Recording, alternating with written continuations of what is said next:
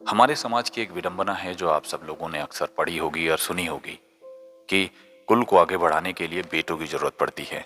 लेकिन कभी किसी ने यह ना तो लिखा है ना ही इस बारे में कभी भूला गया है कि कुल को चलाने के लिए एक कुशल बेटी की जरूरत पड़ती है। मेरी ओर से आज ये छोटी सी वीडियो एक कहानी उन तमाम बेटियों को समर्पित। नमस्कार, आदाब, सत श्री अकाल, अभिवादन साथियों। एक छोटी सी कहानी जिसको मैं आप सब लोगों को पढ़कर सुना रहा हूँ। गर्मियों की छुट्टियों में 15 दिन के लिए मायके जाने के लिए पत्नी ज्योति और दोनों बच्चों को रेलवे स्टेशन छोड़ने के लिए गया तो मैडम जी ने सख्त हिदायत दी, माँ बाबूजी का ठीक से ध्यान रखना, समय समय पर दवाई और खाना खाने के लिए कहिएगा। हाँ हाँ ठीक है, जाओ तुम आराम से, 15 दिन क्या 1 महीने बाद आना और माँ बाबूजी और मैं मजे से रहेंगे।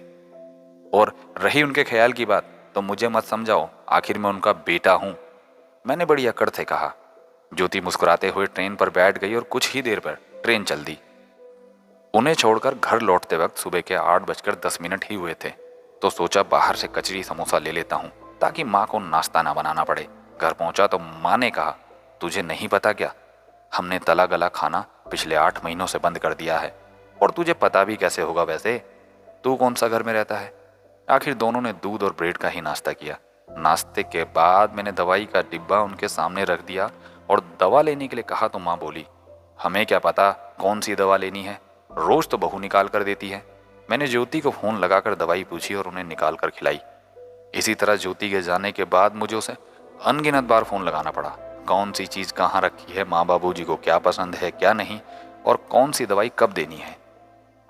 रोज माँ बाबूजी को बहू बच्चों से दिन में 2 या 3 बार बात करवाना, यही अब दिन की दिनचर्या रह गई थी। गिन गिन कर दिन कट रहे थे दोनों के। सच कहूं तो माँ बाबूजी के चेहरे मुरझा गए थे, जैसे उनसे उनके बुढ़ापे की लाठी किसी ने छीन ली हो। बात बात पर झुंझलाना और चिड़चिड़ापन बढ़ गया था उनका। मैं खुद अपने आप को बेबस महसूस करने लगा था। मुझसे उन दोनों का अकेलापन देखा नहीं जा रहा था। आखिरकार अपनी सारी अकड़ और एक बेटा होने की अहम को ताक पर रखकर 1 हफ्ते बाद ही ज्योति को फोन करके बुलाना पड़ा। और जब ज्योति और उनके बच्चे घर आए तो दोनों के चेहरे की मुस्कुराहट और चमक देखने लायक थी, जैसे पतझड़ के बाद किसी सूखे हुए वृक्ष की साख पर हरी पत्तियां खिलती हैं। और ऐसा हो भी क्यों नहीं, आखिर उनके परिवार को अपने कर्मों से रोशन करने वाली उनकी ज्योति जो आ गई थी।